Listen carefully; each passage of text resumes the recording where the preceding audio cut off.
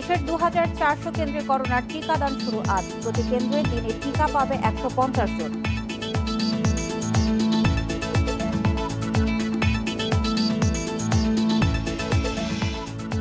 সাবেক যুবলীগ নেতা ফয়সালের ফ্ল্যাট ও গাড়ি দখল, অভিযুক্ত আরেক নেতা কাজী আনিস।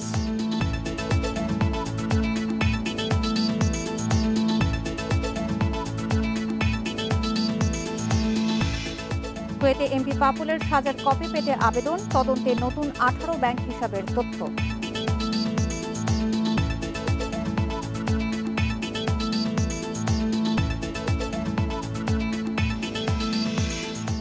ইউল্যাবের 2 শিক্ষার্থীর মৃত্যুর ঘটনা রহস্যে নতুন মোড়।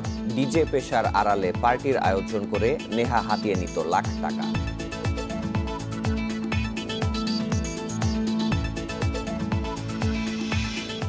মুমিনুল মিরাজ নৈপুণ্যে চট্টগ্রামে জয়ের সুবাস পাচ্ছে বাংলাদেশ। শেষ দিনে চাই 7 উইকেট।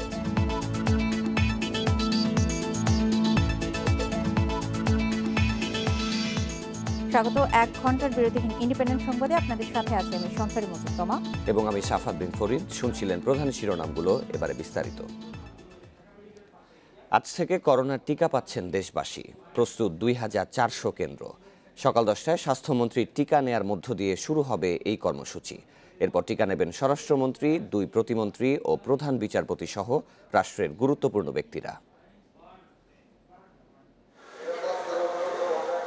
বিশ্বের 54তম দেশ হিসেবে করোনার টিকা কর্মসূচি শুরু করেছে বাংলাদেশ। রাজধানীতে 50 হাসপাতাল ও সিটি কর্পোরেশন সহ প্রস্তুত 204টি কেন্দ্র। আর ঢাকার বাইরে 955টি হাসপাতাল সহ কেন্দ্র 2196। প্রতি কেন্দ্রে দিনে 150 জনকে টিকা দেওয়া যাবে। চলবে সকাল 8টা থেকে বেলা 2:30টা পর্যন্ত। আমাদের সার্বিক প্রস্তুতি আমরা আলাদা আলাদা করে বিভিন্ন জায়গায় দেখছি। এখন পর্যন্ত যেটুকু আমরা জেনেছি এটি সন্তোষজনক। যারা রেজিস্ট্রেশন করেছেন ভ্যাকসিন গ্রহণ করবার জন্য, তাদের উপস্থিতিটার আমাদের দেখবার বিষয়। টিকা নিতে সুরক্ষার ওয়েবসাইটে এ পর্যন্ত নিবন্ধন করেছেন 3.5 লাখের বেশি মানুষ। এই সংখ্যা বাড়াতে উপজেলা স্বাস্থ্য কমপ্লেক্সে বুথ খোলা হয়েছে। টিকা দেওয়ার কেন্দ্র ও দিন জানানো হবে SMS-এ। প্রি রেজিস্ট্রেশন লাগবে। প্রি রেজিস্ট্রেশন না করে আমরা যদি এইভাবে টিকাদান করতে যাই, তাহলে পরবর্তী ডোজটি কখন পাবে সেটি ভুল হতে পারে। আমরা কেবল এই রেজিস্ট্রেশনের প্রক্রিয়াটায় তাদের সহায়তা করব। স্পটে যে যখন রেজিস্ট্রেশন করা হলো তখনই কিন্তু ভ্যাকসিন দেয়া যাবে না। স্বাস্থ্য অধিদপ্তর জানিয়েছে, প্রথম ডোজের 2 মাস নয় 1 মাস পর দেয়া হবে দ্বিতীয় ডোজ। প্রথম ধাপে 35 লাখ মানুষকে টিকা দিতে চায় সরকার। এই টিকার ব্যাপারে আমাদের কাছে যে নির্দেশনা ছিল সেটা ছিল 4 থেকে 12 সপ্তাহ পরে এটার সেকেন্ড ডোজ দেয়া যাবে। তো আমরা প্রতিনিয়তই আমাদের প্ল্যানটাকে আমাদের অবস্থা অনুযায়ী আমাদেরকে সাজাতে হচ্ছে। তা আমরা আপাতত ঠিক করেছি সেকেন্ড ডোজটা আমরা 4 সপ্তাহ পরই আমরা দিয়ে দেব। তবে অন্তঃসত্ত্বা নারী, 18 বছরের কম বয়স, গুরুতর অসুস্থ, ওষুধে অ্যালার্জি এবং 4 সপ্তাহের মধ্যে করোনামুক্ত হওয়া ব্যক্তিরা পাচ্ছেন না অক্সফোর্ডের এই করোনা টিকা। দেশে পর্যন্ত যারাই করোনার টিকা নিয়েছেন সবাই ভালো আছেন। টিকা নিতে সাধারণ মানুষকে উৎসাহিত করতে শেখ রাসেল গ্যাস্ট্রো-লিভার হাসপাতালের এই টিকা কেন্দ্রেই টিকা নেবেন স্বাস্থ্যমন্ত্রী সহ বেশ কয়েকজন মন্ত্রী ও VIP. Hasan Misbah, Independent News, Dhaka. সারা দেশে শুরু হচ্ছে বহুল প্রতীক্ষিত করোনা ভাইরাস প্রতিরোধে টিকাদান কর্মসূচি। টিকাদানে দেশের 1005টি হাসপাতালে 2400 টিম কাজ করছে। এছাড়াও ভ্যাকসিন বিষয়ক কার্যক্রমের জন্য টিম প্রস্তুত রয়েছে 7344টি। এবারে রাজধানীর টিকাদান পরিস্থিতি নিয়ে বিস্তারিত জানাতে যুক্ত হবেন সহকর্মীরা। শুরুতেই যাব মহাখালীতে, সেখানে রয়েছেন সহকর্মী হাসান মিসবাহ। মিসবাহ, প্রতিবেদনে আমরা বলছিলাম যে বাংলাদেশ আজকে 54তম দেশ হিসেবে করোনা ভাইরাসের টিকাদান শুরু করবে। তো সার্বিক প্রস্তুতি সম্পর্কে জানতে চাই। এবং রাজধানীতে তো 50টি হাসপাতাল ও সিটি কর্পোরেশন সহ মোট 204টি কেন্দ্র রয়েছে। তো সার্বিক অবস্থা কেমন দেখছেন টিকাদানের আগে? এই মুহূর্তে আমি আছি শেখ রাসেল গ্যাস্ট্রো-লিভার হাসপাতালে। এই কেন্দ্রে টিকা নেওয়ার মধ্য দিয়ে স্বাস্থ্যমন্ত্রী এই কেন্দ্রে টিকা নেবেন। তার টিকা নেওয়ার মধ্য দিয়ে মূলত টিকাদান কর্মসূচি বাংলাদেশে শুরু হবে। গণটিকাদান কর্মসূচি সেটি শুরু হবে। এরই মধ্যে শেখ রাসেল গ্যাস্ট্রো-লিভার হাসপাতালকে প্রস্তুত করা হয়েছে সেখানে টিকাদান কেন্দ্রের যে প্রস্তুতি সেটি গত কয়েকদিন ধরে নেওয়া হচ্ছে। আজকে আমরা এসে দেখছি যে এই কেন্দ্রটি একেবারে প্রস্তুত।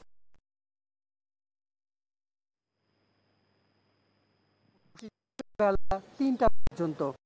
আর এখানে আজকে স্বাস্থ্যমন্ত্রী টিকা নেবেন সকাল 10টায়। এরপরে এখানে টিকা নেওয়ার কথা আছে দুর্যোগ প্রতিমন্ত্রী এনামুর রহমান। তার অনেকে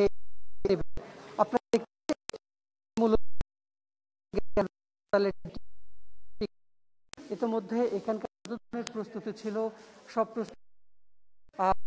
মোট 10টি বুথ প্রস্তুত করা হয়েছে। আজ সারা বাংলাদেশে 2400টি কেন্দ্র থেকে এই টিকাদান কর্মসূচি চলবে। সরকারের লক্ষ্য হচ্ছে এই 2400 কেন্দ্র থেকে 3,60,000 মানুষকে টিকা দেওয়া।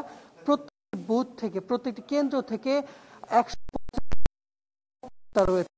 তবে প্রথম দিন যেহেতু হয় এবং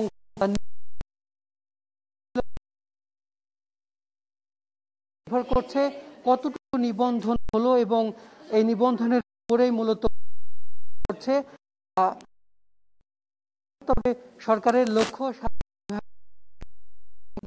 60,000 মানুষকে আজকে টিকা দেয়া।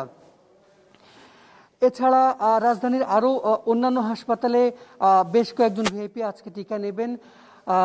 নিউরোসায়েন্স হাসপাতালে সেখানে টিকা নেওয়ার কথা আছে মাননীয় প্রধানমন্ত্রীর কার্যালয়ের সচিব তোফাজ্জল হোসেনের। পাশাপাশি পাট ও বস্ত্র মন্ত্রী তিনি টিকা নেবেন জাতীয় হৃদরোগ ইনস্টিটিউটে সকাল 11টায়। এছাড়া স্বরাষ্ট্রমন্ত্রী আসাদুজ্জামান খান কামাল এবং প্রধান বিচারপতি টিকা নেবেন সোহরাওয়ার্দী মেডিকেল কলেজ হাসপাতালে। এবং Sheikh Hasina burn and plastic surgery ইনস্টিটিউটে টিকা নেওয়ার কথা আছে সকাল 9:30টায়। মন্ত্রিপরিষদ বিভাগের সচিব আনোয়ারুল ইসলাম এবং সেখানে আরো টিকা নেবেন জনপ্রশাসন প্রতিমন্ত্রী ফরহাদ হোসেন। এছাড়া সোহরাওয়ার্দী মেডিকেল কলেজ হাসপাতালের পাশাপাশি আমরা শুনেছি যে জাতীয় কিডনি ইনস্টিটিউট যেটি সেখানেও বেশ কয়েকজন ভিআইপি সকালে টিকা নেবেন। সার্বিকভাবে সরকারের পক্ষ থেকে টিকাদান কেন্দ্রের যে প্রস্তুতি সেটি বলা চলে যে চূড়ান্ত টিকা পৌঁছাচ্ছে। এবং আজকে স্বাস্থ্য অধিদপ্তরের সাথে সকালে কথা বলে যেটি বাংলাদেশে উপজেলা পর্যায়ে প্রত্যেকটি উপজেলা হাসপাতালে টিকা কেন্দ্র প্রস্তুত আছে। তো সার্বিকভাবে শেখ রাসেল গ্যাস্ট্রোলিভার হাসপাতাল থেকে টিকাদানের সবশেষ প্রস্তুতি খবর। মিসবা আমাদের সাথেই থাকবেন। এবার আমরা একটু ঢাকা মেডিকেলে যাব, সেখানে রয়েছেন সহকর্মী অনিমেষ কর। যাচ্ছি তার কাছে। অনিমেষ, ঢাকা মেডিকেলে ঠিক কখন থেকে টিকাদান কার্যক্রম শুরু হবে এবং এখন পর্যন্ত এখানে কতজন রেজিস্ট্রেশন করেছেন এই বুথে টিকা নেওয়ার জন্য, এবং তাছাড়াও সরকারি এবং মন্ত্রণালয় থেকে কোন কোন বিশিষ্ট ব্যক্তিবর্গ এখান থেকে আজকে ভ্যাকসিন নেবেন, বিস্তারিত জানাবেন। আর কিছুক্ষণ পরেই ঢাকা মেডিকেল এখান থেকে টিকাদান কর্মসূচি শুরু হবে। আমরা দেখতে পাচ্ছি যে এরই মধ্যে প্রস্তুতি সম্পূর্ণ হয়েছে এবং ঢাকা মেডিকেলের এখানে যারা আছেন তারা আমরা দেখতে পেয়েছি যে শেষ মুহূর্তে তারা কিছু কাজকর্ম করছেন। এখান থেকে জানানো হয়েছে আজ তারা 300 থেকে 400 মানুষকে টিকা দেওয়ার প্রস্তুতি নিয়েছেন এখানে এবং তাদের সব ধরনের আয়োজন সম্পূর্ণ হচ্ছে। প্রথমে 10 জন করে তারা ভেতরে প্রবেশ করতে দিবেন এবং সেখানে তাদেরকে টিকা দেবেন, অর্থাৎ একটি টিমে 10 জন করে টিকা নেবেন, সেই প্রস্তুতি আমরা দেখেছি ভেতরে এবং আমাদেরকে সেটি জানিয়েছে। এবং ঢাকা মেডিকেলে আজকে মন্ত্রিপরিষদ সচিব তিনি টিকা নিতে পারেন বলে আমরা জানতে পেরেছি এবং এখানে যারা টিকা নেবেন তারা এরই মধ্যে কয়েকজনকে আমরা দেখেছি যে ভেতরে প্রবেশ করেছেন। কিছুক্ষণ পর আমরা সরাসরি সেই টিকাদান কার্যক্রমও দেখাতে পারবো এই কার্যক্রম শুরু হলে। আমি যেখানে আছি এখান থেকেই আসলে এই ঢাকা মেডিকেলের ইমার্জেন্সি গেটের ডান পাশে এখানে আন্ডারগ্রাউন্ডে সেখানে টিকাদানের এই কর্মসূচি কার্যক্রম শুরু হবে এবং সেখানে ভেতরে সব ধরনের সাজসজ্জা প্রস্তুতি এবং টিকাদান উপলক্ষে যেখানে টিকা নেবেন এবং টিকা নেওয়ার সময় যারা এসে বসবেন সেই জায়গাগুলি সব প্রস্তুত হয়ে গেছে এবং চিকিৎসকদের আমরা দেখতে পেয়েছি, ঢাকা মেডিকেলের কর্মকর্তা কর্মচারীদের দেখতে পেয়েছি, তারা সব আয়োজনের জন্য প্রস্তুত রয়েছেন। এখন 9টার একটু বেশি বাজে। তারা আমাদেরকে জানিয়েছেন যে তারা আর কিছুক্ষণের মধ্যেই এটি শুরু করবেন। আমরা ধারণা করছি যে 10টার মধ্যেই তারা এই টিকাদান কর্মসূচি শুরু করবেন। মোটামুটি ঢাকা মেডিকেলের এই ইমার্জেন্সির সংলগ্ন এই আন্ডারগ্রাউন্ডে সেখানে এবং Sheikh Hasina burn and plastic surgery unit সেখানেও টিকাদান কর্মসূচি একই সঙ্গে চলবে। কিছুক্ষণ আগে হাসান মিসবাহ যেমনটি বলছিলেন, এই টিকাদান কর্মসূচিতে সরকারের লক্ষ্য হচ্ছে প্রথম দফায় 35 লাখ মানুষকে টিকা দেয়া। এরই মধ্যে সরকারের কাছে কিন্তু 50 লাখ এবং 70 লাখ টিকা চলে এসেছে। অর্থাৎ 2 দফায় যদি টিকা দিতে হয় 35 লাখ এবং 35 লাখ অর্থাৎ এই 70 লাখ 2 দফায় সরকার সেই টিকা দেওয়ার জন্য প্রস্তুতি নিয়ে ফেলেছেন। এরই মধ্যে প্রায় 3.5 লাখ মানুষ কিন্তু নিবন্ধন করেছেন এবং সবকিছু মিলে আমরা দেখতে পাচ্ছি যে টিকাদান কর্মসূচি তাদের প্রস্তুতি প্রায় চূড়ান্ত এবং সেখানে আমরা ঢাকা মেডিকেলে আছি এবং কিছুক্ষণ পর আমরা 10টার সময় যখন পুরোপুরি টিকাদান কর্মসূচি শুরু হবে তখন আবারও সরাসরি সেটি দেখানোর চেষ্টা করব। ঢাকার দুটি হাসপাতাল থেকে করোনার টিকাদান কর্মসূচি শেষ মুহূর্তের প্রস্তুতির কথা জানাচ্ছিলেন সহকর্মীরা। এদিকে সারা দেশে একযোগে শুরু হচ্ছে করোনা ভাইরাসের টিকাদান কার্যক্রম। এ বিষয়ে আরও বিস্তারিত জানাতে এবার চট্টগ্রাম থেকে যুক্ত হবেন সহকর্মী অনুপম শীল। অনুপম, চট্টগ্রামে করোনা ভ্যাকসিনের টিকা প্রদানে কি ধরনের প্রস্তুতি নেওয়া হয়েছে শেষ মুহূর্তের, এবং ঠিক কতটি হাসপাতালে আজকে টিকা দেওয়া হচ্ছে এবং এই পর্যন্ত কতজন রেজিস্ট্রেশন করেছেন? একেবারেই শেষ মুহূর্তের প্রস্তুতি চলছে। আমরা এখন আছি চট্টগ্রাম মেডিকেল কলেজ হাসপাতালে এবং এখানে মূলত যে অ্যানেস্থেশিয়া বিভাগ আছে তার সামনেই 4টি বুথ এই টিকাদান কার্যক্রমের জন্য খোলা হয়েছে। এখন একেবারে শেষ মুহূর্তে যে তদারকির কার্যক্রম সেটি চলছে এবং ইতিমধ্যে আমরা যদ্দূর জানতে পেরেছি যে এখানে শিক্ষা উপমন্ত্রী মহিবুল হাসান চৌধুরী নওফেল তিনি এসে প্রথম টিকা গ্রহণ করতে পারেন এবং সেই অপেক্ষায় এখন আছে। এখানে 4টি বুথে মূলত 2টি বুথ পুরুষ এবং 2টি বুথ নারী। এই 4টি বুথে এই টিকাদান কার্যক্রম চলবে। এছাড়াও আজকে চট্টগ্রাম জেনারেল অর্থাৎ চট্টগ্রাম সিটি কর্পোরেশনের ভেতরে চট্টগ্রাম জেনারেল হাসপাতালে ও টিকাদান কার্যক্রম শুরু হবে। মূলত চট্টগ্রাম শহরের ভেতরে মোট 15টি সেন্টারে টিকা দেওয়ার কথা রয়েছে। সেটি হয়তো আগামীকাল থেকে বাকি সেন্টারগুলোতে সহ শুরু হবে। এখানে যে চট্টগ্রাম মেডিকেল কলেজ হাসপাতালে যে 4টি বুথ খোলা হয়েছে সেখানে আজকে প্রাথমিকভাবে 100 জনকে টিকা দেওয়া হবে বলে আমাদেরকে এখানকার কর্তৃপক্ষ জানিয়েছেন। এর বাইরে আমরা যেটি চট্টগ্রামের যে 14টি উপজেলা আছে 14টি উপজেলায় কিন্তু ইতোমধ্যে যে টিকা সেগুলো নিয়ে পৌঁছে দেওয়া হয়েছে এবং আজকেও সেখানে একযোগে 14টি উপজেলায় টিকাদান কার্যক্রম শুরু হবে। তবে আজকে কিন্তু সেখানে যারা অ্যাপের মাধ্যমে নিবন্ধন করেছে তাদেরকে দেওয়া হবে না। আজকে শুধুমাত্র সেখানে যারা সম্মুখ সারি বা ফ্রন্টলাইনার আছেন তাদেরকে দেওয়া হবে। এর মধ্যে ডাক্তার, বিভিন্ন স্বাস্থ্যকর্মী এবং গণমাধ্যম কর্মী সহ বিভিন্ন জনপ্রতিনিধি তাদেরকেই আজকে সেখানে টিকাদান কার্যক্রমে আওতায় নিয়ে আসা হবে। মূলত গত 31 তারিখ চট্টগ্রামে মোট 4,56,000 ডোজ করোনা টিকা নিয়ে আসা হয়েছে। এর মধ্যে এই সমস্ত টিকা ইতিমধ্যে প্রায় 3.5 লাখের মতো বিভিন্ন উপজেলা 14টি উপজেলায় পাঠানো হয়েছে। বাকিগুলো চট্টগ্রাম সিটি কর্পোরেশনের যে এলাকায় রাখা হয়েছে এবং এই টিকাদান কার্যক্রম সঠিকভাবে পরিচালনা করার জন্য ইতিমধ্যে কিন্তু চট্টগ্রাম শহরে 170 জন টিকাদান কর্মীকে প্রশিক্ষণ দেওয়া হয়েছে গত 1 সপ্তাহ ধরে এবং তাদের মাধ্যমে এই চট্টগ্রাম শহরে 15টি টিকাদান কেন্দ্রে এইসব টিকা দেওয়া হবে। এছাড়া উপজেলাগুলোতেও ঠিক একই রকমভাবে চট্টগ্রাম সিভিল সার্জনের তত্ত্বাবধানে যারা টিকাদান কর্মী আছেন তাদেরকে প্রশিক্ষণ দিয়ে ইতিমধ্যে প্রস্তুত করা হয়েছে। তো এখনো আমরা অপেক্ষা করছি, হয়তো কিছুক্ষণের মধ্যেই এখানে টিকাদানের যে কার্যক্রম সেটি শুরু হবে। নিশ্চয়ই অনুপম, টিকাদান কর্মসূচি যখন শুরু হবে আপনার মাধ্যমে আমরা দর্শকদের বিস্তারিত জানাবো। যুবলীগের কেন্দ্রীয় কমিটির প্রয়াত নেতা নুরুল ইসলাম ফয়সালের বাড়ির ফ্ল্যাট দখলের অভিযোগ আরেক সাবেক নেতা কাজী আনিসের বিরুদ্ধে। ভুক্তভোগী পরিবারের দাবি ফয়সালের ব্যক্তিগত গাড়িটিও ছিনিয়ে নেওয়া হয়েছে। তবে এসব অভিযোগ অস্বীকার করছেন আনিসের স্ত্রী। আয়কর নথিতে রাজধানীর শুক্রাবাদের এই বাড়িটির মালিকানা কাজী আনিসের। তবে পৈতৃক সূত্রে এর মালিক ছিলেন প্রয়াত যুবলীগ নেতা নুরুল ইসলাম ফয়সাল। এর 4 তলার ফ্ল্যাটটি তিনি বিক্রি করেন নাখালপাড়ার আয়শা আক্তারের কাছে। পরে ফ্ল্যাটটি ব্যাংকে বন্ধক রাখেন আয়শা। প্রতি মাসে ঋণের কিস্তি শোধ করলেও ভাড়া নিতে পারছেন না। সেখানে থাকছেন কাজী আনিসের ছোট বোন।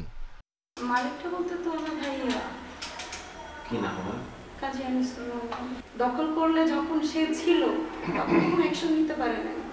ফয়সালের মৃত্যুর পর খোঁজ মিলছে না তার গাড়িটিরও। বাড়ির প্রুফ আমার কাছে আছে, অবশ্যই আছে, যেহেতু বাড়িটা আমার, আমি 4 তলা পর্যন্ত আমিই করছি। এখন কিভাবে নিছে এই জিনিসটাই আমরা জানি না, কারণ বাড়িটা তো আমাদের নামে ফ্ল্যাট আছে, উনি আমাদের কাছ থেকে তো রেজিস্ট্রি করে নেয় নাই। কাজী আনিসের সহযোগীদের সঙ্গে ব্যবসা থাকলেও ফয়সালের মৃত্যুর পর কোনো লভ্যাংশ না পাওয়ার অভিযোগও করছেন তার স্ত্রী। প্রায় 3 কোটি টাকা বিক্রি করা হয়েছিল সেই সময় কথা, তখন ওই টাকাটা তারা, আর বাকি যেই মানে কত টাকা দিছে আমি খুব একটা স্পষ্ট নাই, 77 বা 78 লাখ টাকা দিছে, ওইটাই বায়না, আর বাকি টাকা আমাদের কোনো টাকা আমাদেরকে দেয়নি। এসব বিষয়ে কথা বলতে চাইলে কাজী আনিসের খোঁজ মেলেনি। তবে তার স্ত্রীর দাবি, ফ্ল্যাট সংক্রান্ত সকল কাগজপত্র দুদকে জমা দিয়েছেন তারা। ফ্ল্যাটটার ব্যাপারে এটা একদম ষড়যন্ত্র ভাইয়া, একদম ষড়যন্ত্র। আপনি তার ওয়াইফের সঙ্গে আপনি সরাসরি কথা বলেন। আমি কত টাকা দিয়ে কিনেছি তাও জানি না, এটা জানি আমি সম্পূর্ণ পরিশোধ, মানে সকল যতটুকু সম্পদ আমাদের আছে সম্পূর্ণ ট্যাক্স ফাইলে প্রদর্শিত। পরিবারের একমাত্র উপার্জনক্ষম ব্যক্তির মৃত্যুর পর ব্যবসায়িক হিস্সা না পাওয়ায় বিপাকে পড়েছে ফয়সালের পরিবার, চাইছে সরকারের উচ্চ পর্যায়ের সহযোগিতা। Arafatur Rahman, Independent News, Dhaka. আপনারা দেখছেন সকাল 9টার 1 ঘন্টার বিরতিহীন ইন্ডিপেন্ডেন্ট সংবাদ। এরপর অন্যান্য খবরের সাথে আরো যা দেখবেন। মিয়ানমারে ক্ষমতা দখলের কারণে ঢাকাকে জানালো সেনাবাহিনী, চিঠিতে জাল ভোটের প্রসঙ্গ।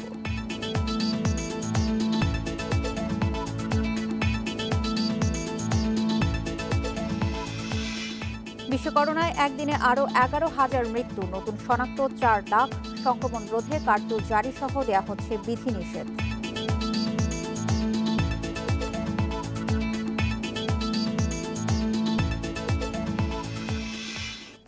অর্থ ও মানব পাচার মামলায় কুয়েতের আদালতে এমপি পাপুলের রায়ের কপি পেতে আবেদন করেছে সিআইডি। সেটি হাতে পেলে 120 কার্যদিবসেই দেশে চলা মামলার অভিযোগপত্র দেয়া যাবে বলে জানানো হয়েছে।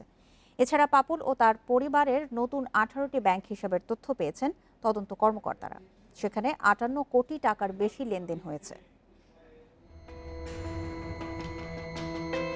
মানব পাচারের মাধ্যমে 38 কোটি 22 লাখ টাকা আয় ও লেনদেনের অভিযোগে গত বছরের 22 ডিসেম্বর মামলা করে সিআইডি।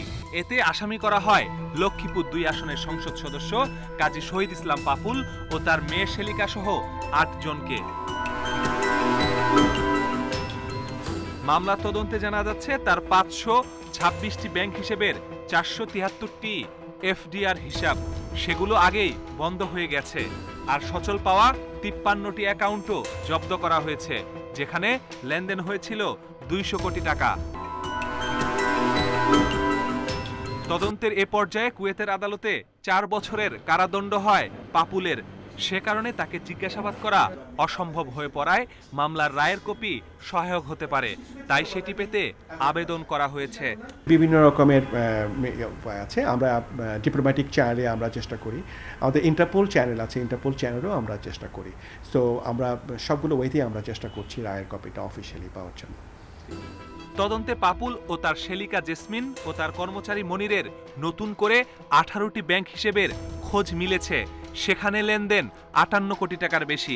বিস্তারিত জানতে বাংলাদেশ ব্যাংক সহ 18টি সংস্থার কাছে তথ্য চেয়েছে সিআইডি। যে টাইম লিমিট আছে, আমরা যদি জিজ্ঞাসাবাদ নাও করতে পারি তাহলেও কীভাবে আইনের প্রসিডিওর বলা আছে, কোন প্রসিডিওরে আমরা আগাবো, সেই প্রসিডিওরটা ফলো করে আমরা ইনভেস্টিগেশনটা শেষ করব। আশা করছি খুব বেশি দিন আমরা সময় নেব না। মামলার 6 আসামির মধ্যে শুধু গোলাম মোস্তফাকে গ্রেপ্তার করতে পেরেছে সিআইডি। পাপুলের মেয়ে ওয়াফা ইসলাম আছেন জামিনে, বাকি 3 জন পলাতক বিদেশে। নতুন করে সন্দেহের তালিকায় আছে তার স্ত্রী সহ 4 জন। Masudur Rahman, Independent News, Dhaka. বাংলাদেশকে চিঠি দিয়ে ক্ষমতা দখলের কারণ জানিয়েছে মিয়ানমারের সেনা সরকার। তারা বলেছে সাম্প্রতিক নির্বাচনে 1,40 লাখ ভুয়া ভোট পড়েছে, আর সে ঘটনা সুরাহা করতেই অভ্যুত্থান ঘটানো হয়েছে। গণমাধ্যমকে এই তথ্য দিয়েছেন পররাষ্ট্রমন্ত্রী। তিনি আরও জানিয়েছেন, আল জাজিরার প্রতিবেদন প্রশ্নে জাতিসংঘ তদন্ত করতে চাইলে ঢাকার কোনো আপত্তি থাকবে না। মিথ্যা ও বানোয়াট তথ্য দিয়ে প্রতিবেদন প্রচারের অভিযোগে কাতার ভিত্তিক টেলিভিশন চ্যানেল আল জাজিরার বিরুদ্ধে সরকার মামলা করবে বলে জানিয়েছে পররাষ্ট্রমন্ত্রী একে আব্দুল মোমেন। প্রতিবেদনের তথ্যগত ভুলগুলো তুলে ধরে মামলা করা হবে, তবে বাংলাদেশে টেলিভিশনটির সম্প্রচার বন্ধ করা হবে না বলেও জানান আব্দুল মোমেন। আল জাজিরার আগেও আমরা দেখেছি যেখানে আপনার 30 লক্ষ মারা গেছে, সে 3 লাখের কথা বলে। তারা অনেক সময় ওরকম উল্টাপাল্টা তথ্য দেয়। আমরা দেখব যেখানে তথ্যগত ভুল, সেগুলো আমরা উইল রেইজ এবং উইল সু, আমরা সেটার কাজ করছি। পররাষ্ট্রমন্ত্রী জানান, শুক্রবার মিয়ানমারের রাখাইন রাজ্যে রোহিঙ্গা শিবিরে গিয়ে সেনা কর্মকর্তারা রোহিঙ্গাদের কথা শুনেছেন।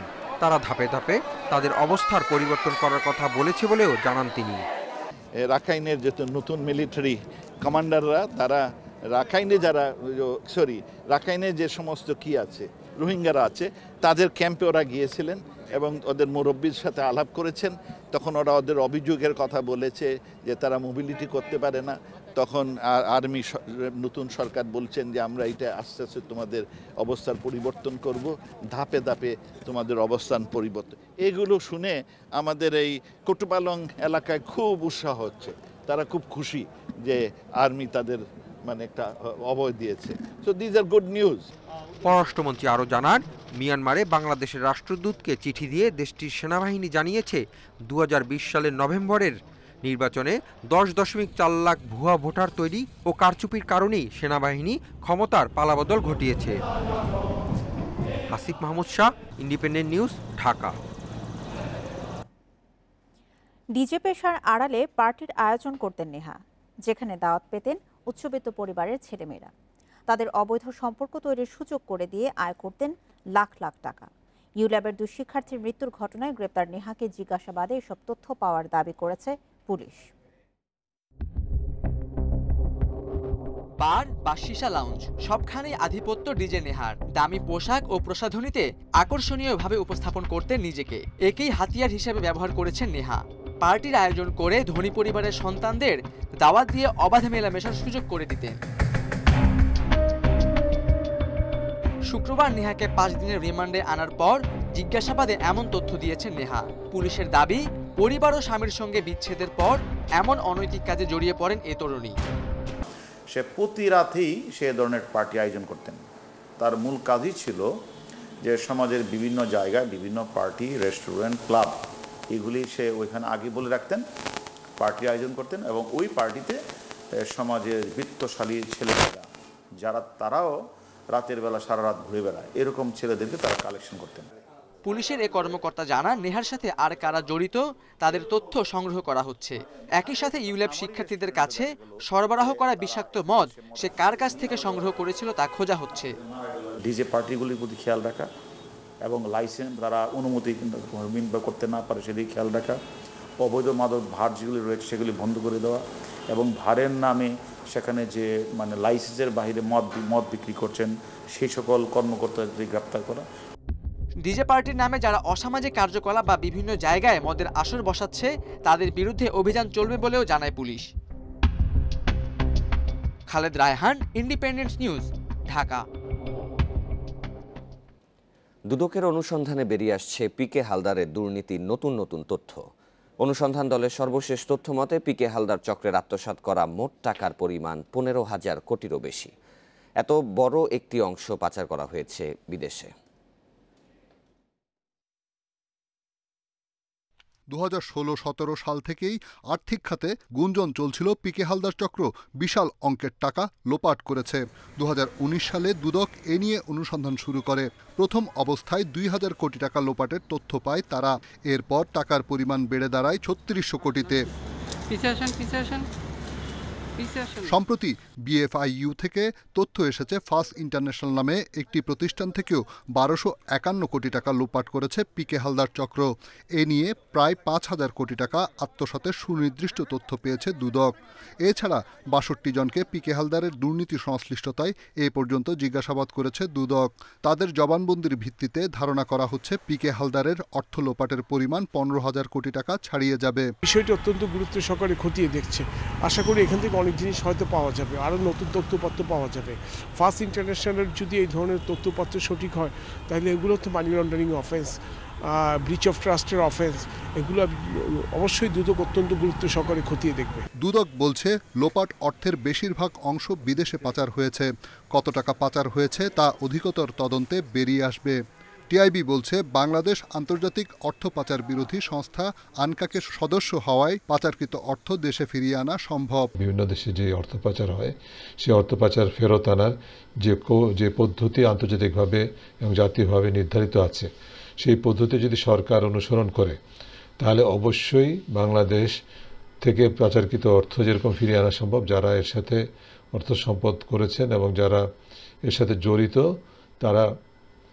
তাদেরকে বিচারায় আনা অবশ্যই সম্ভব। ব্যক্তির নাম পরিচয় আমলে না নিয়ে কেবল অপরাধ বিবেচনায় তদন্ত করলে পিকে হালদার চক্রের অর্থ কেলেঙ্কারির প্রকৃত চিত্র বেরিয়ে আসবে বলছে টিআইবি। ভবিষ্যতে দুর্নীতিবাজদের রুখতে এটি হতে পারে একটি বড় দৃষ্টান্ত। রিশাদ হুদা, ইন্ডিপেন্ডেন্ট নিউজ, ঢাকা। করোনা পরিস্থিতিতে সংকটে তৈরি পোশাক খাত রপ্তানি হলেও মূল্য পরিশোধ নিয়ে অনিশ্চয়তায় ব্যবসায়ীরা। শনিবার বিজিএমইএ নির্বাচন সামনে রেখে ফোরামের প্যানেল লিডার মনোনয়ন অনুষ্ঠানে উঠে আসে সব তথ্য। পরিস্থিতি উত্তরণে আসে একসঙ্গে কাজ করার তাগিদ। 4 এপ্রিল হচ্ছে বিজিএমইএ নির্বাচন। এবারই প্রতিদ্বন্দ্বিতা করছে 3টি প্যানেল, সম্মিলিত পরিষদ, ফোরাম ও স্বাধীনতা পরিষদ।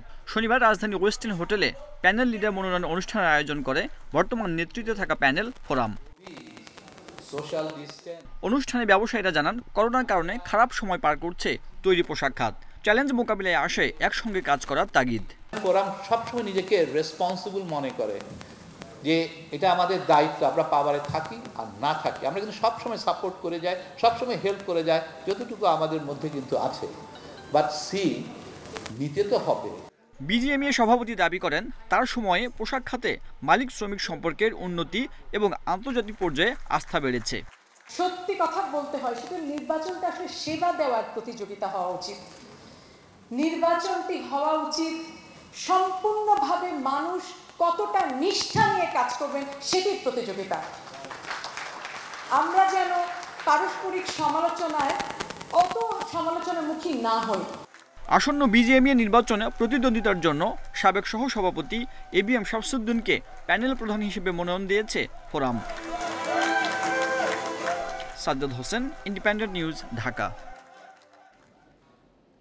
বাজারের ইতিবাচক পরিবর্তন, নতুন কোম্পানির আইপিও আসাসহ বিভিন্ন কারণে শেয়ার বাজারের প্রতি আগ্রহ বাড়ছে বিনিয়োগকারীদের। সিডিবিএল এর হিসেবে গেল 2 মাসে 1,31,000 নতুন বিও হিসাব খুলেছেন বিনিয়োগকারীরা।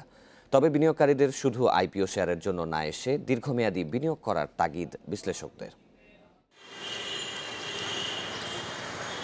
দীর্ঘ মন্দা কাটিয়ে চলতি বছরের শুরুতে মূল্যসূচক ও লেনদেনের পরিমাণ বাড়ে দেশের শেয়ার বাজারে।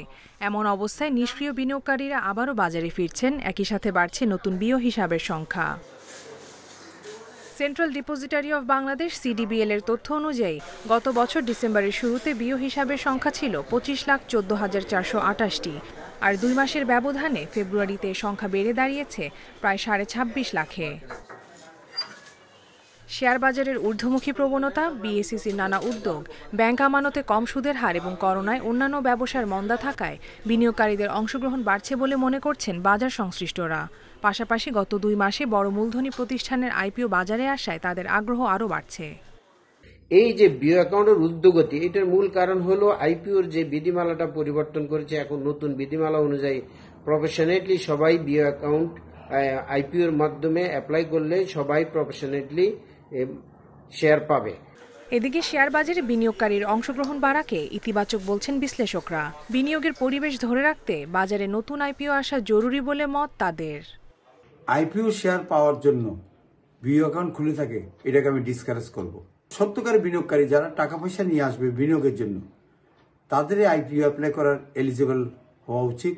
এবং কারণ তারা বিনিয়োগ করবে এবং বিনিয়োগে তারা যে টাকা লাভজনক পাবে তার কিছু অংশ তারা নিজেদের জন্য ব্যয় করবে, পরবর্তী টাকাটা তাদের থাকবে পুঁজিবাজারে। বাজার স্থিতিশীল করতে মানসম্পন্ন প্রতিষ্ঠানের তালিকাভুক্তি, আইনের সঠিক প্রয়োগ সহ নিয়মিত তদারকির তাগিদ বিশ্লেষকদের। কপ্তিয়া মুমতাহানা, ইন্ডিপেন্ডেন্ট নিউজ, ঢাকা। পাবনা সদর উপজেলার শ্রীপুর গ্রামের রওশন আলীর বাড়ি এখন মৌমাছির অভয়াশ্রম। লাখ লাখ মৌমাছি দোতলা বাড়ির সব জায়গায়। ৭২টি মৌচাক থেকে প্রতি মাসে মধু সংগ্রহ হচ্ছে ২ মণ। সরিষা খেতে মধু সংগ্রহে ব্যস্ত মৌমাছির দল। মধু আহরণ শেষে ঝাঁকে ঝাঁকে ফিরছেন নিরাপদ আশ্রয়ে পাবনা সদরের শ্রীপুরের রওশন আলীর দোতলা ভবনে। এ বাড়িতে ৫ বছর ধরে বাসা বেঁধে আছে মৌমাছি। প্রতি বছর শীত এলেই রওশন আলীর বাড়িতে আসে এরা। ভবনের কার্নিশ আর বারান্দায় মৌমাছির চাক দেখতে ভিড় করছেন এলাকার লোকজন। তবে এতগুলো মৌচাক আগে দেখেননি তারা। তেমন কোনো সমস্যা হয় না। অনেক সময় আমরা সিসি ক্যামেরাতে দেখি যে বাইরে থেকে কেউ ঢিল টিল না মারে। আমরা যেতে গেলে আমাদের অতিথি হিসাবে আসছে। প্রতিনিয়ত হাজার না হলেও শহ শহ দর্শনার্থী তাদের কৌতূহল বশত এগুলা দেখে। ২০১৫ সালে প্রথমে ৬ থেকে ৭টি মৌচাক বাসা বাঁধে রওশনের বাড়িতে। ধীরে ধীরে এ সংখ্যা আরও বাড়তে থাকে। প্রতি মাসে মধু সংগ্রহ হচ্ছে ২ মণ, যা বিক্রি করে আর্থিকভাবে লাভবান হচ্ছেন রওশন আলী। এটা একটা প্রাকৃতিক সম্পদ। এটা আমার কাছে আসে, ওরা প্রত্যেক বছরে অতিথি হিসাবে আসে। আমি ওদেরকে দেখেও অতিথি হিসাবে দেখি যে আমার কাছে এত মানুষজন থাকতে, এত ঘর দুয়ার থাকতে সেখানে যায় না, আমার কাছে আসে। প্রাকৃতিকভাবে বিভিন্ন গাছ ও বাড়িতে মৌমাছিদের আকৃষ্ট করার বিষয়ে গবেষণার কথা বলছে কৃষি বিভাগ। এখানে যেভাবে ন্যাচারালি যে মৌচাক এখানে লাগছে, এভাবে ন্যাচারাল মৌচাক আরও কোথাও বিভিন্ন জায়গায় সেট করা যায় কিনা এই ব্যাপারে ইক্ষু গবেষণা সুগার ক্রপ গবেষণা ইনস্টিটিউট কিন্তু কাজ করে যাচ্ছে। তা আমরা আশা করব যে তারা ফলাফল একটা কিছু পাবো। এত মৌচাকের জন্য রওশন আলীর বাড়িটি এখন মৌবাড়ি বলেই পরিচিত। Independent news desk. দখল দূষণে মৃতপ্রায় সাতক্ষীরার প্রাণসায়ের খালের প্রাণ ফিরিয়ে আনতে চলছে খনন কাজ। এলাকাবাসীর অভিযোগ, পানি উন্নয়ন বোর্ডের যথাযথ পরিকল্পনা না থাকায় বারবার খননেও মিলছে না সুফল। তবে পাউবোর দাবি, দুর্ভোগ লাঘবে পরিকল্পনা অনুযায়ী কাজ চলছে। সাতক্ষীরা পৌরসভার পানির নিষ্কাশন ও ব্যবসা বাণিজ্য সম্প্রসারণে তৎকালীন জমিদার প্রাণনাথ চৌধুরী 1869 সালে খনন করেন প্রাণসায়ের খাল। সে সময়ে খাল দিয়ে লঞ্চ সহ বড় বড় নৌকার মাধ্যমে বিভিন্ন পণ্য সামগ্রী আনা নেওয়া হতো। বছরের পর বছর ধরে দখল দূষণের কারণে অস্তিত্ব বিপন্ন হতে বসেছে এ খালের। বেশ কয়েকবার খনন করা হলেও মেলেনি সুফল। সম্প্রতি আবারও খালটি খনন শুরু করেছে পানি উন্নয়ন বোর্ড। সাতক্ষীরা প্রাণসায়ের খাল যে খনন করা হচ্ছে, এটা সাতক্ষীরা মানুষের, সাতক্ষীরা নাগরিক সমাজের দীর্ঘদিনের দাবি ছিল।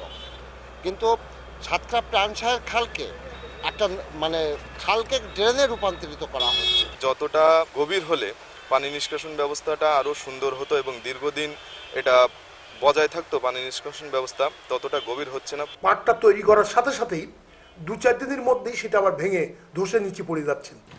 খালের দুদিকে স্লুইস গেট অপসারণ সহ আন্তঃনদী প্রবাহ নিশ্চিত না করে অপরিকল্পিত খাল খননে ফল হবে না বলছেন সংশ্লিষ্টরা। প্রতি বছর যেভাবে খনন করা হয় বারবার, এটা তার সরকারের অপচয় ছাড়া আর কোনো কাজ না।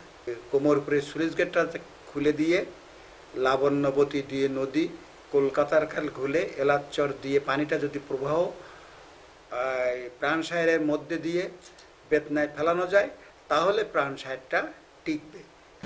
পাউবো কর্মকর্তারা বলছেন, শহরবাসীর সুবিধার কথা বিবেচনায় রেখেই চলছে খনন কাজ। আমরা আসলে শুধু একভাবে চিন্তা করতেছি যে কাজের গতি স্লো কেন।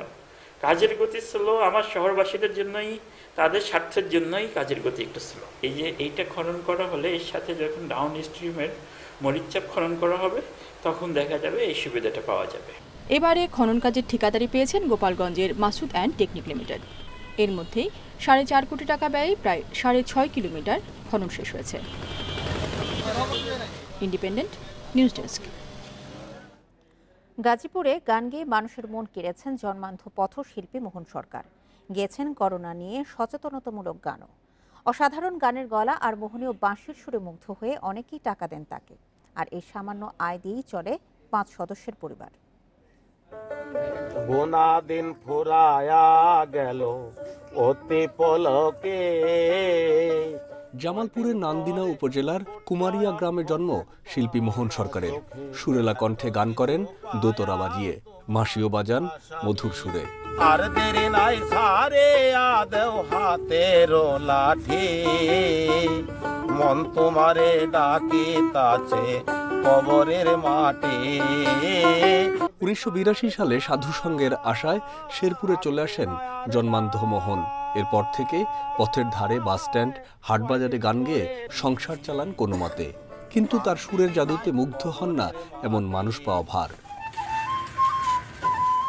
শ্রোতাদের দেয়া সামান্য অর্থ দিয়ে চলে সংসার। করোনাকালে গেয়েছেন সচেতনতামূলক গানও।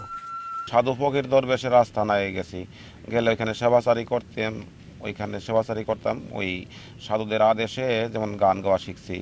গান গাওয়া শিখলে মানুষের কাছে আর কি মূল্য পাওয়া যাব। মোহন সরকার বিয়ে করেন শেরপুরের বাগলদি গ্রামের আনোয়ারা বেগমকে। 3 সন্তানকে শিক্ষিত করেছেন গান গেয়েই। আমি এখন শেরপুর পলিটেকনিকে আছি, আর আমার বড় বোন একটা কোম্পানিতে জব করে, সরকারি কোম্পানিতে জব করে। তো আমরা মনে করি আমাদের বাবাকে আর সামনের দিনে কষ্ট করতে হবে না।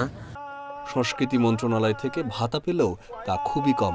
তবে পরিবারকে সহায়তার আশ্বাস দিয়েছেন উপজেলা নির্বাহী কর্মকর্তা। আমরা চেষ্টা করছি এই সমস্যাগুলোর ইমিডিয়েটলি সমাধান করার। আর ইতিমধ্যে আপনারা জানেন যে আমরা তাকে প্রতিবন্ধী ভাতা প্রদান করছি। গ্রামীণ সংস্কৃতির বিকাশে যারা কাজ করছেন তাদের সকলের জন্যই আসলে আমরা প্রশাসনের পক্ষ থেকে সব রকমের সাহায্যের হাত বাড়িয়ে দিতে বদ্ধপরিকর। ষাটোর্ধ্ব মোহন সরকার বর্তমানে পরিবার নিয়ে থাকেন গাজীপুরের মৌচাকে। Independent news desk. বিশ্বে করোনায় একদিনে আরও 11,000-এর মৃত্যু হয়েছে। নতুন করে শনাক্ত 4 লাখেরও বেশি। এ নিয়ে বিশ্বে মৃতের সংখ্যা 23,18,000 ছাড়িয়েছে। আক্রান্ত 10,63,00,000-এর বেশি। একদিনে সবচেয়ে বেশি শনাক্ত ও মৃত্যু হয়েছে যুক্তরাষ্ট্রে। প্রাণ গেছে 2,500-এর বেশি মানুষের। ভাইরাস শনাক্ত হয়েছে 1 লাখেরও বেশি মানুষের দেহে। সবচেয়ে বেশি সংক্রমণ ও মৃত্যু হয়েছে ক্যালিফোর্নিয়ায়। সংক্রমণ রোধে কারফিউ জারির সিদ্ধান্তের বিরুদ্ধে বিক্ষোভ হয়েছে জর্জিয়ায়। নমুনা পরীক্ষার পরিধি বাড়িয়েছে যুক্তরাজ্য। 9 শতাধিক প্রাণহানি নিয়ে দ্বিতীয় অবস্থানে রয়েছে ব্রাজিল। নেদারল্যান্ডসে আক্রান্তের সংখ্যা ছাড়িয়েছে 10 লাখ। দেশটিতে মৃতের সংখ্যা 14,355 জন। পর্যটকদের ভ্রমণের সুযোগ দিয়ে বিপাকে পড়েছে দুবাই। নভেম্বর থেকে উল্লেখজনক হারে বেড়েছে সংক্রমণ। গ্রিসের অ্যাটিকা এলাকায় জারি করা হয়েছে রাত্রিকালীন কারফিউ। অক্সফোর্ড অ্যাস্ট্রাজেনেকার ভ্যাকসিনের প্রথম চালান হাতে পেয়েছে ইতালি ও ফ্রান্স।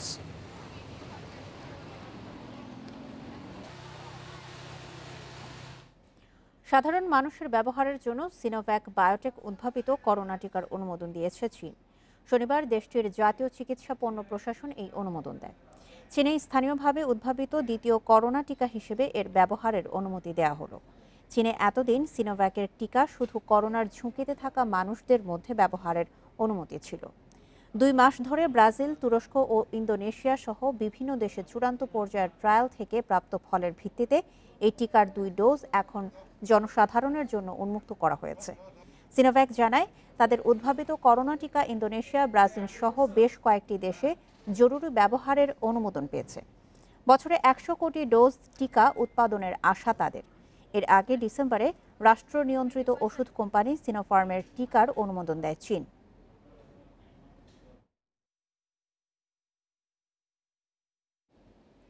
মিয়ানমারের সেনা অভ্যুত্থানের বিরুদ্ধে ক্ষোভ বাড়ছে। বিক্ষুব্ধদের ছত্রভঙ্গ করতে মাঠে সক্রিয় দাঙ্গা পুলিশ। পরে ইন্টারনেট বন্ধ করে দেয় সেনা শাসকেরা। এ ঘটনাকে জঘন্য ও বেপরোয়া বলে আখ্যা দিয়েছে অ্যামনেস্টি ইন্টারন্যাশনাল। মিয়ানমারের ইয়াঙ্গুনে অং সান সুচির মুক্তির দাবিতে শনিবার সকালে রাজপথে নামেন কয়েক হাজার ব্যক্তি। বিক্ষোভে সামিল হন শ্রমিক, শিক্ষক, আইনজীবী থেকে শুরু করে সব শ্রেণী পেশার মানুষ। স্বৈরশাসনের পতন চেয়ে ওঠে স্লোগান। বিক্ষোভে হর্ন বাজিয়ে সমর্থন জানান চালকেরা। সুচির দল ন্যাশনাল লীগ ফর ডেমোক্রেসির পতাকা নিয়ে সড়কে আসেন সমর্থকেরা। এর পরপরই তাদের ছত্রভঙ্গে মাঠে নামে দাঙ্গা পুলিশ।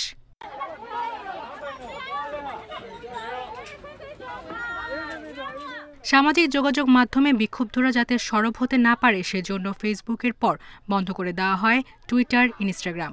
পরে পুরোপুরি বন্ধ করে দেওয়া হয় ইন্টারনেট। সেনা শাসকদের এই পদক্ষেপকে জঘন্য ও বেপরোয়া বলে আখ্যায়িত করেছে অ্যামনেস্টি ইন্টারন্যাশনাল। অভ্যুত্থানের পর মিয়ানমারের সেনাবাহিনীর কাছে নাগরিক আটক থাকার খবরে উদ্বেগ জানিয়েছে অস্ট্রেলিয়া সরকার। ইয়াঙ্গুন ছাড়াও অস্ট্রেলিয়ার মেলবোর্ন ও তাইওয়ানের রাজধানী তাইপেতে সুচির মুক্তির দাবিতে বিক্ষোভ হয়েছে। 1 ফেব্রুয়ারি ক্ষমতা দখলের পর দেশ জুড়ে জরুরি অবস্থা জারি করে মিয়ানমার সেনাবাহিনী। সায়রা খান, ইন্ডিপেন্ডেন্ট নিউজ। কৃষি সংস্কার আইন বাতিলের দাবিতে ভারতে পালিত হলো 3 ঘন্টার চাক্কা জ্যাম কর্মসূচি। দাবি মানা না হলে ঘরে না ফেরার ঘোষণা দিয়েছেন আন্দোলনকারীরা। কর্মসূচির আওতায় দিল্লি, হরিয়ানা, পাঞ্জাব, হরিয়ানার সীমান্ত থেকে মহাসড়ক বন্ধ করে দেয় আন্দোলনরত কৃষকেরা। ট্রাক্টর দিয়ে রাস্তা অবরোধ করা হয়, তবে কোনো সহিংসতার খবর পাওয়া যায়নি। নিরাপত্তা জোরদারে দিল্লিতে নিরাপত্তা বাহিনীর 50,000 সদস্য মোতায়েন করা হয়। প্রজাতন্ত্র দিবসে রাজধানীতে হওয়া সহিংসতার পুনরাবৃত্তি ঠেকাতে সতর্ক ছিল দুই পক্ষই। এদিকে বেঙ্গালুরুতে 30 জনকে আটক করে পুলিশ।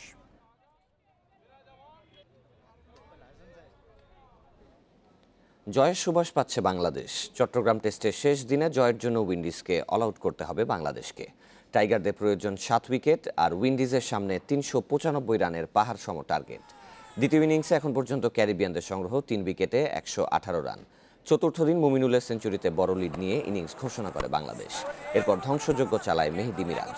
মিরাজের ঘূর্ণিতে ক্রিজে টিকতে পারেননি ক্যারিবিয়ান টপ অর্ডার। একে একে ফেরেন ব্র্যাডওয়েট, ক্যাম্বেল ও মোজলে।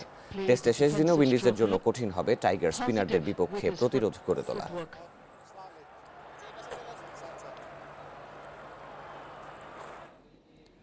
এই মুহূর্তে জোহর আহমেদ চৌধুরী স্টেডিয়ামে রয়েছেন সহকর্মী জহিরুল ইসলাম। সরাসরি যাচ্ছি বাংলাদেশ এবং ওয়েস্ট ইন্ডিজের পঞ্চম দিনের খবর জানতে। জহির, আজকে প্রথম সেশনে পিচের গতিবিধি কেমন দেখলেন? স্পিনাররা কতটুকু উইকেট সহায়ক বোলিংয়ের জন্য সুবিধা পাবেন এবং সার্বিক অবস্থা কেমন দেখছেন টেস্টে? আমরা যদি গতকালকে চতুর্থ দিনের উইকেটের কথা বলি, প্রত্যাশা কিন্তু মেটেনি। উইকেট থেকে যেমন প্রত্যাশা ছিল স্পিনাররা টার্ন পাবেন, সে অর্থে টার্ন ছিল না। ব্যাটসম্যানদের জন্য ভালো সুযোগ ছিল। আমরা ওয়েস্ট ইন্ডিজের চতুর্থ উইকেট জুটিতে গতকাল কাইল মেয়ার্স এবং বোনার 51 রানে একটা পার্টনারশিপ গড়েছিল, যেটা আসলে হাইলাইট যে এই উইকেটের, এবং সেটার উপর ভিত্তি করেই কিন্তু একটা অনিশ্চয়তা আছে যে 51 রানের পার্টনারশিপটা এত সপ্রতিভ হয়েছে যে 395 রানের টার্গেট সত্ত্বেও খুব একেবারেই যে নির্ভর থাকবে বাংলাদেশ সেরকম না।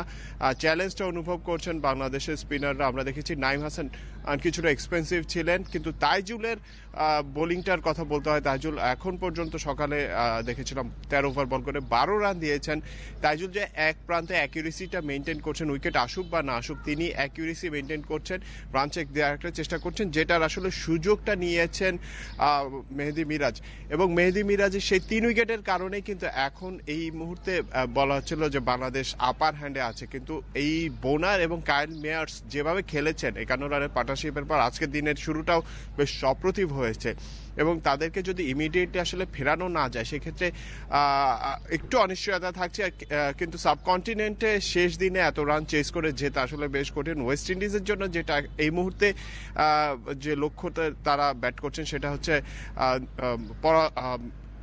পরাজয় এড়িয়ে যাওয়া, কিন্তু বাংলাদেশের জন্য আসলে সেই 7 উইকেট সেটা এখন তুলে নেওয়ার একটা মিশন। সেক্ষেত্রে তাইজুল যে সাপোর্টটা দিচ্ছেন সেক্ষেত্রে মিরাজের উপর একটা আলো থাকবে। মিরাজ যদি ব্রেক থ্রু এনে দিতে পারেন, আর্লি ব্রেক থ্রু। আমরা নাইম হাসানের গতকালকের দিনটা ভালো যায়নি, আজকে নাইম হাসানের উপর একটা দায়িত্ব থাকবে। সাকিব আল হাসান যেহেতু নেই, বা 4 স্পিনারের একটা দল সাজানোর একটা কথা বলা হচ্ছিল, এক স্পিনার কমে গেছেন, এখন যে বাকি 3 স্পিনার আছেন, লিডার নেই, তাতে কি বাকি 3 স্পিনারের জন্য একটা চ্যালেঞ্জ।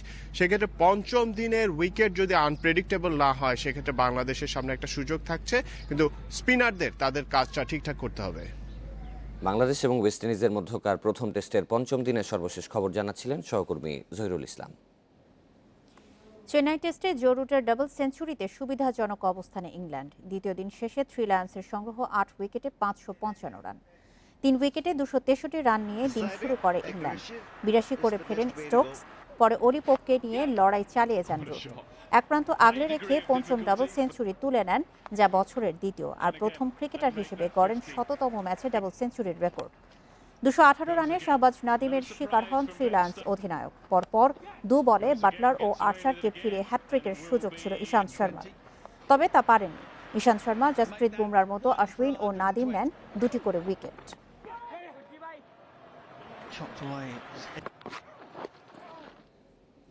এদিকে রাওয়ালপিন্ডি টেস্টে বড় সংগ্রহের লক্ষ্য পাকিস্তানের। সাউথ আফ্রিকার বিপক্ষে তৃতীয় দিন শেষে মেন ইন গ্রিনদের সংগ্রহ 6 উইকেটে 129 রান। এর আগে হাসান আলীর বোলিং তোপে 201 রানে অল আউট হয়েছিল প্রোটিয়ারা। 5 উইকেট নিয়েছেন এই পাকিস্তানি পেসার, যা টেস্ট ক্যারিয়ারে তার দ্বিতীয় ইনিংসের শুরুতেই পাকিস্তানের ব্যাটিং বিপর্যয়। 0 রানে ফেরেন ইমরান বাট। আবিদ আলী, আজহার আলী, বাবর আজম, ফাওয়াদ আলমরা ছিলেন নিষ্প্রভ। দিন শেষে 28 রানে অপরাজিত আছেন রিজওয়ান। জর্জ লিন্ডে নিয়েছেন 3 উইকেট।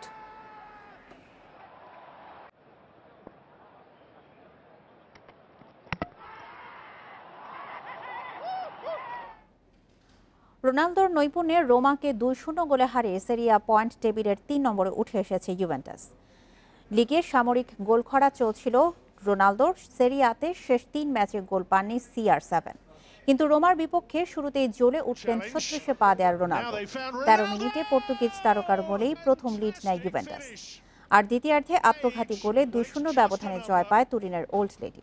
অন্যদিকে ওল্ড ট্রাফোর্ডে ম্যানচেস্টার ইউনাইটেডকে রুখে দিয়েছে এভারটন।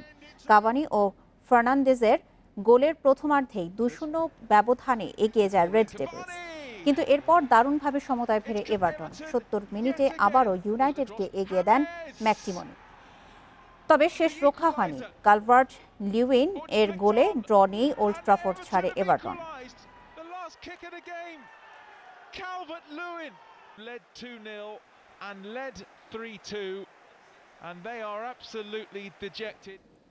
তীব্র শীতে বিপর্যয়কর পরিবেশ দেখা দিয়েছে জম্মু কাশ্মীরে পাখির অভয়ারণ্য খ্যাত হোকারসার জলাভূমি অঞ্চলে। আবাসস্থল ও খাদ্য সংকটে রয়েছে পরিযায়ী পাখিরা। এ অবস্থায় পাখিদের খাদ্য সরবরাহের পাশাপাশি বরফ ভেঙে জলাশয় পরিষ্কার করছেন স্থানীয় বন্যপ্রাণী কর্মকর্তারা। ভারত শাসিত জম্মু কাশ্মীরের সংরক্ষিত জলাভূমি অঞ্চল হোকারসার, যা পাখির অভয়ারণ্য হিসেবে পরিচিত। প্রতি বছর শীত মৌসুমে বিশ্বের নানা জায়গা থেকে পরিযায়ী পাখিরা দল বেঁধে এখানে আসে খাদ্য ও আশ্রয়ের সন্ধানে। তবে এবার পরিস্থিতি বিরূপ। ভারী তুষারপাতে নষ্ট হয়ে গেছে ফসলের ক্ষেত।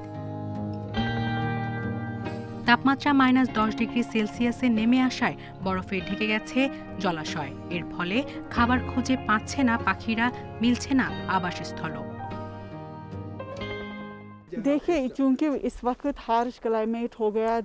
পাখিদের জন্য একটি কঠিন পরিস্থিতি। এরা উপযুক্ত আবহাওয়ার সন্ধানে অনেক দূর থেকে এখানে আসে, তবে এই বিরূপ আবহাওয়ায় খাদ্যাভাবের কারণে পাখিগুলোর মৃত্যুর ঝুঁকি বাড়ছে।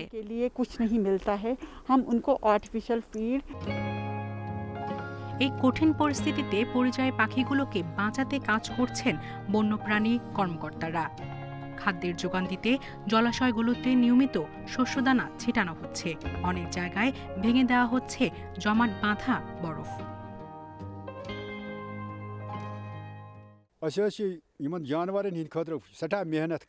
আমরা পাখিগুলোর যত্ন নিতে অক্লান্ত পরিশ্রম করছি। এই সময়ে জলাশয়গুলোতে বরফ জমে, তাই আমরা বরফ ভেঙে সেখানে পাখিদের খাবার ছিটিয়ে দিচ্ছি, যেন তারা অনাহারে না মরে।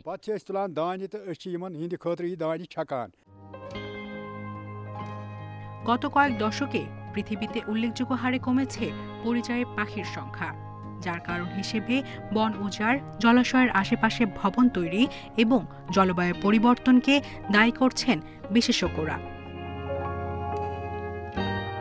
সায়রা খান, ইন্ডিপেন্ডেন্ট নিউজ। আর এই ছিল সকাল 9টার বিরতিহীন সংবাদে। ইন্ডিপেন্ডেন্ট টেলিভিশনের সব খবর আরো বিস্তারিত জানতে চোখ রাখুন ফেসবুক, ইউটিউব এবং টুইটারে। ধন্যবাদ এতক্ষণ সাথে থাকার জন্য।